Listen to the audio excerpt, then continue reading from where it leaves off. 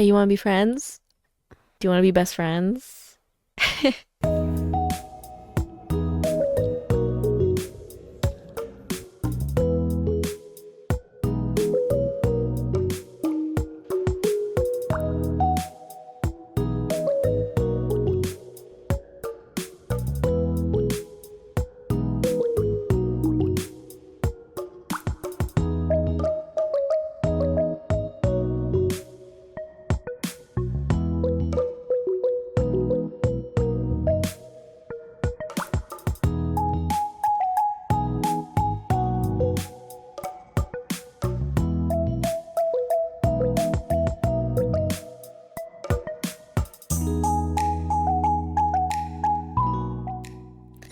I wanted to have a little girl talk today about self-worth and confidence, I guess. I feel like knowing your self-worth directly affects the things that you allow into your life, particularly the people that you allow in your life and the kind of things that you let these people do to you.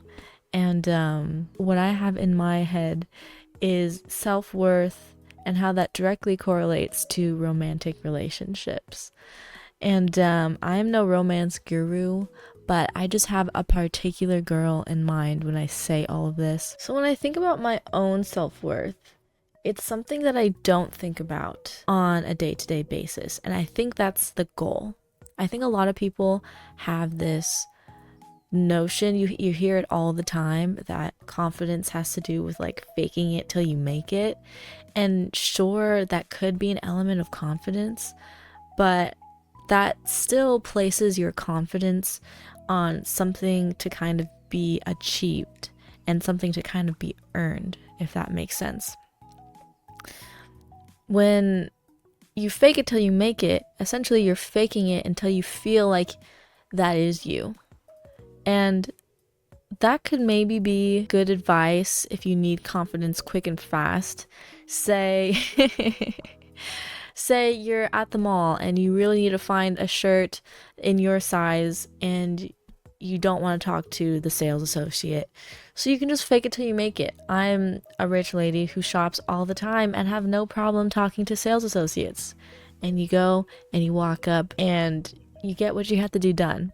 You see, in that situation, I feel like fake it till you make it applies because it's kind of a transactional, momentary time of having to exercise, some confidence that you may not have. Faking it till you making it, the root of my issue with that is I think, again, it's placing importance on what you achieve. So you'll fake it and you'll fake it until you really are there, whatever there is for you.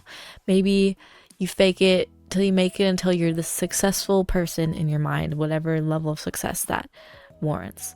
But to me, that's not where confidence lies, and that's not where self-worth lies, because now you're putting your confidence and your self-worth in something that you do as opposed to something that you are.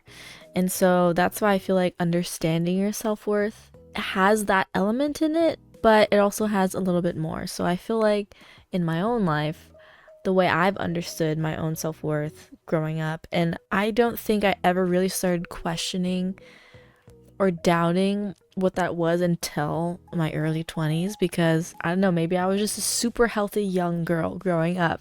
That could be for like a myriad of reasons. I never struggled too bad with confidence or understanding what I was worth growing up, and that's because I think, again, that knowing that comes in sort of two parts. So in order to understand and know your self-worth, you have to know what it is you bring to the table and what it is you are when the table's not there. Because you aren't what you do, and you aren't necessarily what you do, and you aren't necessarily what you accomplish, but that most certainly has an effect on your own perception of yourself and how other people perceive you. And I think a lot of people demonize the idea of like caring about people's perceptions of you, and I don't think that's necessarily a bad thing. I think we all have different spectrums of how well we're in tune with other people and how well we're in tune with how people perceive us, how much we're considering other people's opinions or feelings. I think some people are more inclined to be in tune with others. It just depends on what side of the spectrum you kind of naturally fall on. Like, don't feel bad if you really are the type of person to be considering how another person feels. But anyway, know what it is that you bring to the table, and know what it is you bring when the table is not there, you know.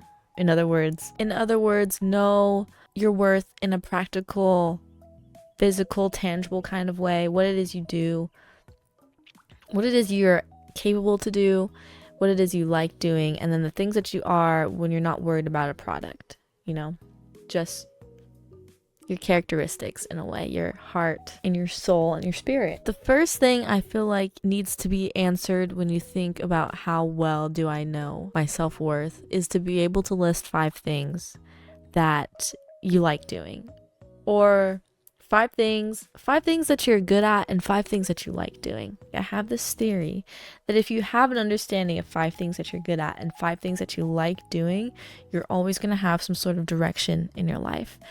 People a lot of times get stuck because they don't feel like they have a purpose, or they don't feel like they have a clear direction.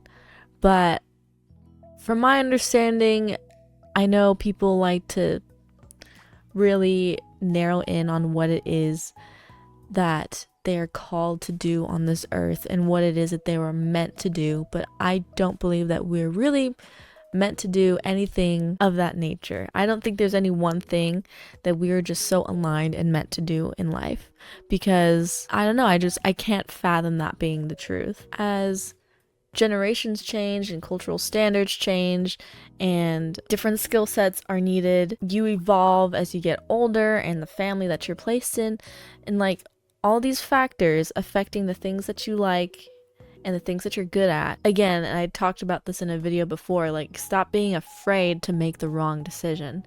Because if you're so set, if you feel called to be a first grade teacher and something is like inhibiting that path, like, you're gonna be torn apart. You're gonna be freaking out that path didn't work out for you, and then you're gonna be miserable. When that's not the point. Maybe the reason why you want to be a first grade teacher is because you love kids. Well, there's a myriad of ways to be able to like love on kids, and I feel like you can't place your self-worth, your purpose, your confidence in something that's very tangible in that way. Okay, so I think it's important to know 5 things that you're good at. And funny enough, as my example of these 5 things that I personally am good at, it's actually quite embarrassing, but I attempted filming this video last week, and I was filming it in a very different way. I was filming it in basically the opposite of what you can imagine right now. I had this whole script in my mind planned. I like formulated this character of myself to try to get my point across, and point was not taken. Point was so far gone. You couldn't even understand what it was I was trying to get across without being distracted with the way I was trying to get it across to you. And that is so funny because I wasn't doing what I was naturally good at.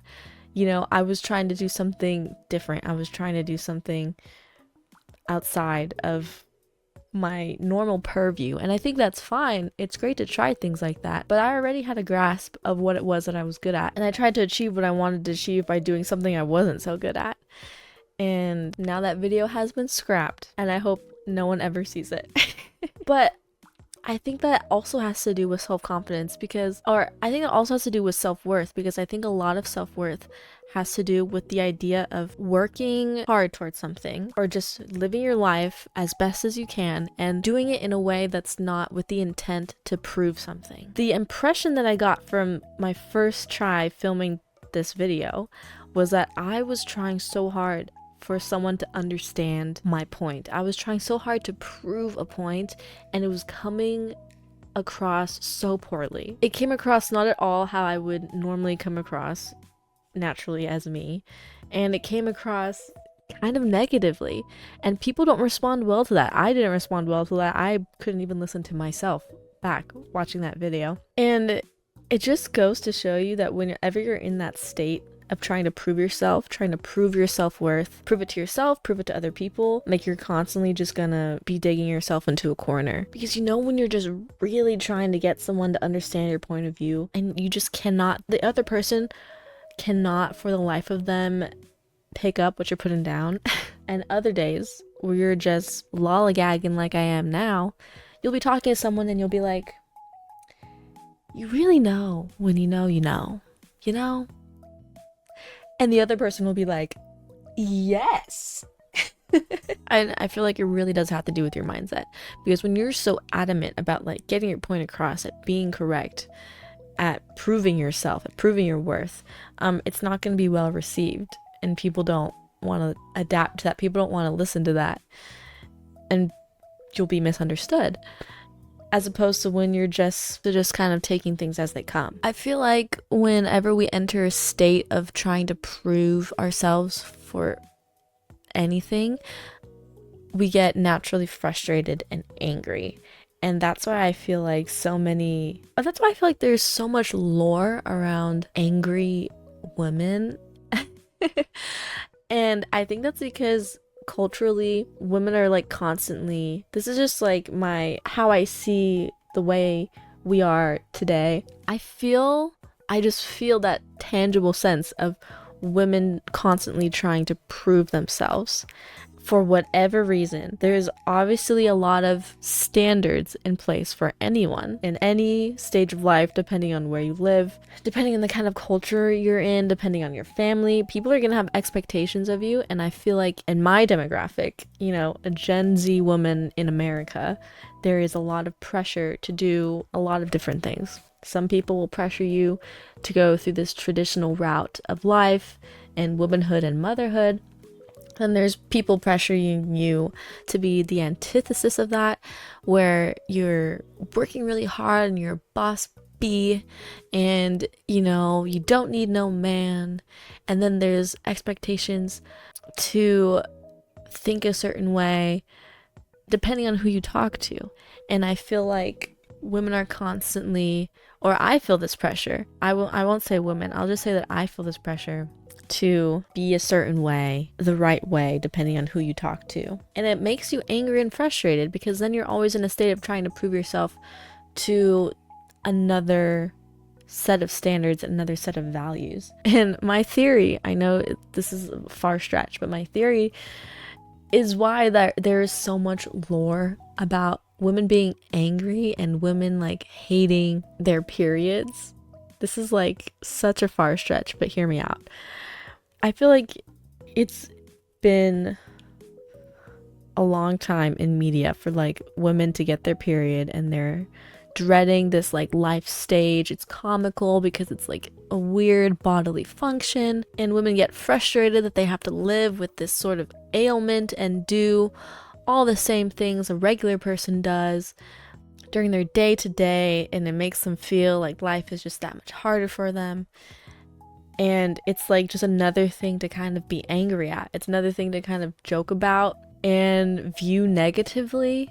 And I don't think that is a good thing. I mean, having your period is a very beautiful thing. It at least represents a very beautiful thing, because we women represent this ability to be able to foster life. And even if you have no desire to have kids, you at least represent this ability to foster life. And I just don't think that dreading your period, which women are on their period for a very long time. I mean, if you get your period at the normal age and then say end at around 50, with menopause, you will have like something like 500 periods in your life, which equates to like 7 years or something of actively bleeding.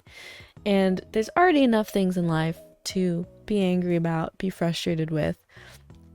And we are just going to add 7 more years of like existential dread because we're like on our period. I don't know. I think I'm going to cut this entire part out.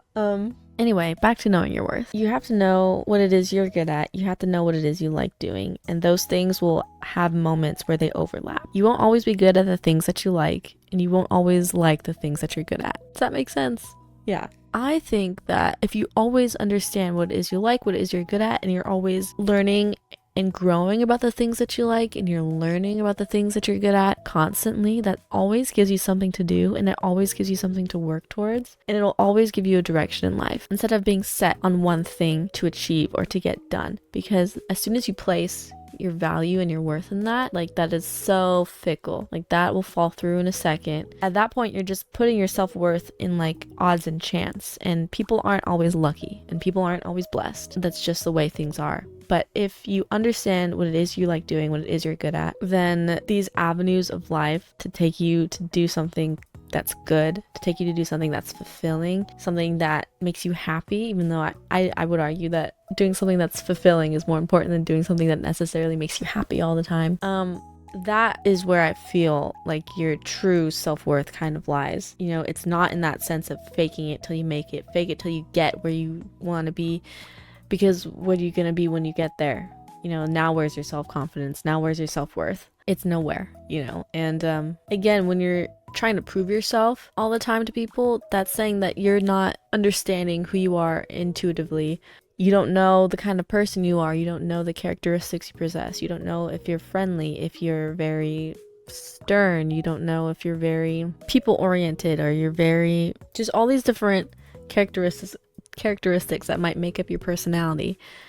So how this all relates to romantic relationships? Well, I have an example for you. So I had a friend, and she was in distress because she entered into her 20s and she hadn't been in a romantic relationship at all. She hadn't had her first kiss yet, and she was kind of freaking out about this. And this is all like a phenomenon that's like happening right now. You know, young people were just not dating like historically young people have dated, and people are just dating less. It's just like a sign of the times. And my friend was 22 years old.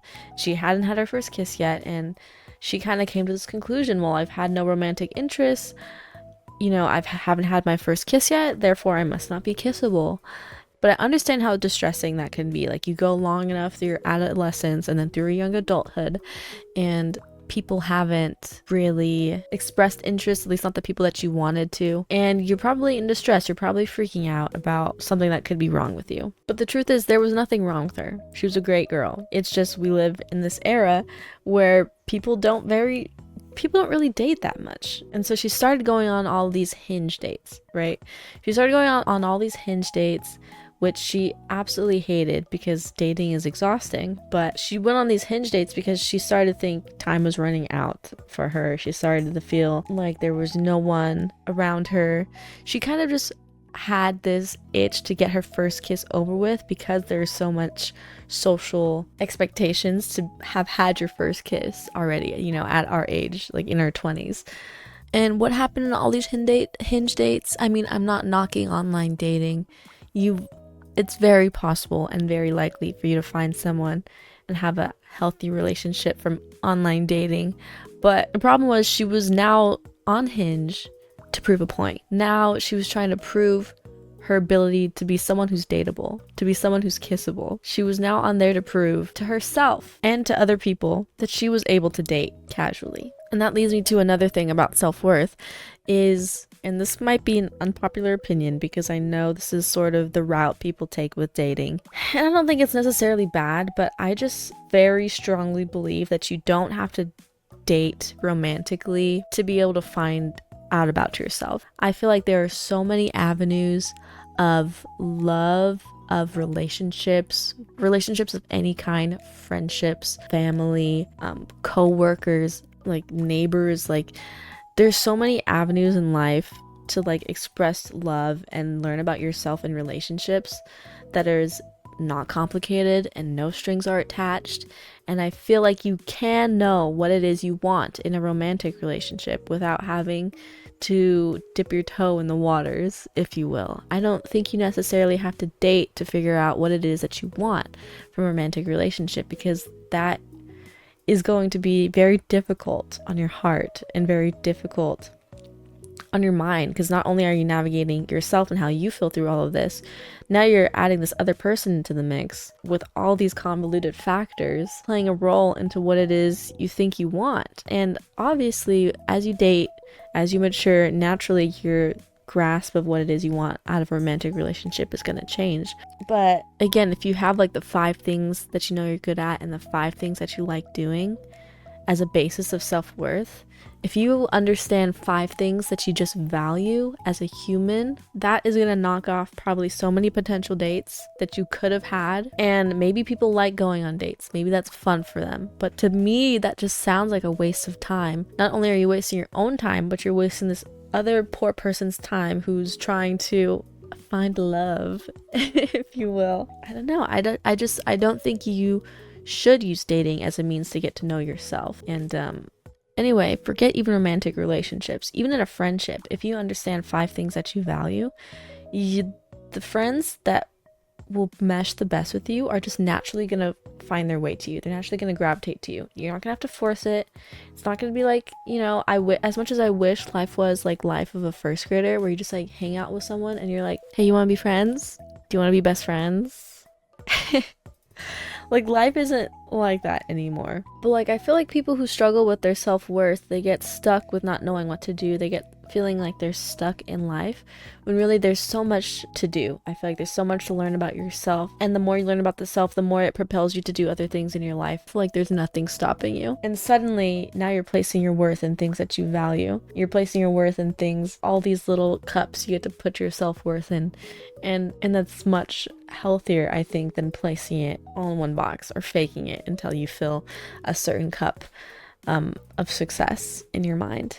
I feel like as soon as you place your energy onto something that's even not you, your self-worth grows even more. So the problem about faking it till you make it is you're thinking about yourself like far too much than you maybe should be. And you're just kind of looking at this self-centered version of what you want to be, and that I feel like closes your mind off and makes it so much harder for you to be confident and have a high self-worth, because you're just so internally focused. And I feel like the second you just let go and focus on these other things and these other avenues and these other people around you, you won't have to think about the need to fake it till you make it. You won't have to think about how you need to be confident, because you're not really measuring it against anything at all, because you know who it is you are and you know what it is you can do. And who you are and what you can do is going to change and evolve over time. But having a basis of it in any period of your life, I feel like that is the key. That is what I've learned, and how I feel like I've managed to have self-confidence and self-worth, even though I've had hiccups in life that make me question these things. That's all I have to say, I think. Thank you for listening. I hope you found a way to just chillax for a little second and listen to me ramble. And please like and subscribe if you would like to see more of these shenanigans. Bye!